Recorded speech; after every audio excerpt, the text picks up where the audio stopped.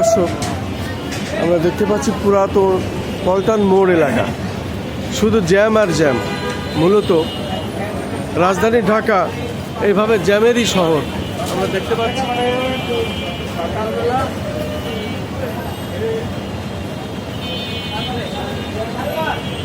আমরা দেখতে পাচ্ছি পুরানা পল্টন মোড় এলাকাটি এইভাবেই পাবলিক পরিবহন সহ সমস্ত রিক্সা যানজটে এইভাবে আটকে আছে। মূলত এটা রাজধানী ঢাকার একটি প্রতিদিনের একটি চিত্র।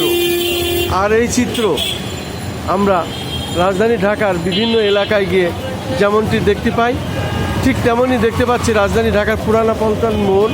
এবং মূলত এই মোড়টি খুব জনগুরুত্বপূর্ণ, যেহেতু এখান থেকে অনেক দিকে রাস্তা, এবং সে কারণেই এই এলাকাটা বেশি যানজট, এবং এই যানজটের মাত্রা দিন দিন আরও বৃদ্ধি পাচ্ছে। যেহেতু রাজধানী ঢাকায় মানুষের সংখ্যা, জনসংখ্যা বৃদ্ধি পাচ্ছে, গাড়ির সংখ্যা বৃদ্ধি পাচ্ছে, কিন্তু রাজধানী ঢাকায় তো জায়গা বাড়ছে না, কারণ জায়গা আরও কমে যাচ্ছে। যেহেতু বাড়ি ঘর দর হচ্ছে, সমস্ত ব্যবসা প্রতিষ্ঠানের জায়গা বাড়ছে, মার্কেট বাড়ছে, সেই হিসাবে জায়গা সীমিত। মূলত রাজধানী ঢাকা এখন আমরা দেখতে পাচ্ছি যানজটের শহর। এই যানজটের শহর মূলত এটা অত্যন্ত জনগুরুত্বপূর্ণ এই কারণে, যেহেতু পাশেই বাংলাদেশ সচিবালয়, এবং তারই পাশে আমরা দেখতে পাচ্ছি ফুটপাত, এবং ফুটপাতেও এই ধরনের ব্যবসা সবসময় মানুষের আছে, এবং ফুটপাতের পাশেও বিভিন্ন দোকান তারা এইভাবে আছে, এবং আমরা দেখতে পাচ্ছি ব্যবসা।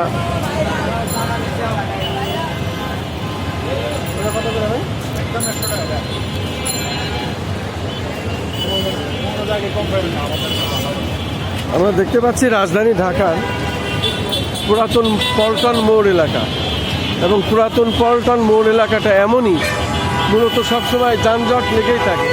আমরা দেখতে পাচ্ছি এখানে মূলত যানজট থাকবেই, প্রচণ্ড জ্যাম। আমরা দেখতে পাচ্ছি এই যিনি ট্রাফিক, উনি আসলে হিমশিম খেয়ে যেতে হয়।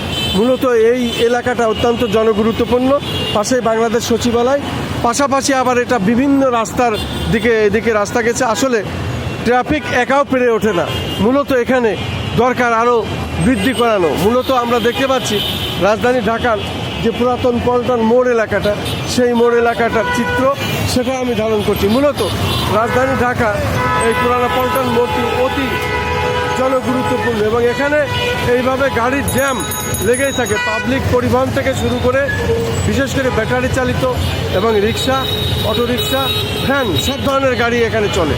আমরা দেখতে পাচ্ছি এই পুরানো পল্টন মোড়টা মূলত যানজটের একটি মেশিন আমি বলবো, কারণ এখানে যথেষ্ট চেষ্টা করা হয়, কিন্তু তারপরেও এই যানজট নিরসন হয় না। কারণ এখানে এই এলাকাটি বিভিন্ন এলাকার রাস্তা, আমরা দেখতে পাচ্ছি অনেকগুলো রাস্তার মুখ, আর এই রাস্তার মোড়টা মূলত এইভাবেই আমরা সবসময় দেখতে পারি মানুষের ভিড়, এবং এই জ্যাম এখানে লেগেই থাকে।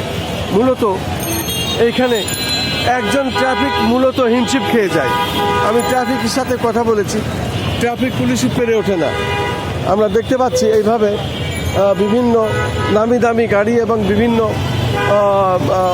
বড় উচ্চ পর্যায়ের অফিসাররা এখানে চলাফেরা করেন, তারপরেও এখানে যানজট আসলে লেগেই থাকে। এই যানজট দীর্ঘদিনের। মূলত রাজধানী ঢাকায় জায়গা তো বৃদ্ধি পাচ্ছে না, জনসংখ্যা বৃদ্ধি পাচ্ছে, গাড়ির সংখ্যা বৃদ্ধি পাচ্ছে, অতএব যানজট লেগেই থাকবে, এবং যানজট আছেই। এই যানজট নিরসনের আসলে একটি বিষয়, একটি ব্যাপার বা একটি বড় ভয়ানক বিষয় সামনে আসছে আমরা মনে করি। অতএব যানজট কীভাবে নিরসন করা যায় এই বিষয়ে সরকারের প্রতি আমি বিশেষভাবে আহ্বান জানাচ্ছি। মূলত যানজটের শহর রাজধানী ঢাকা, গাড়ির সংখ্যা বৃদ্ধি, জনগণের সংখ্যা বৃদ্ধি, মানুষ বৃদ্ধি পাচ্ছে, কিন্তু সেই অনুপাতে রাজধানী ঢাকায় জায়গা বৃদ্ধি পাচ্ছে না, জায়গা সীমিত হয়ে যাচ্ছে। মূলত এই যানজট লেগেই আছে।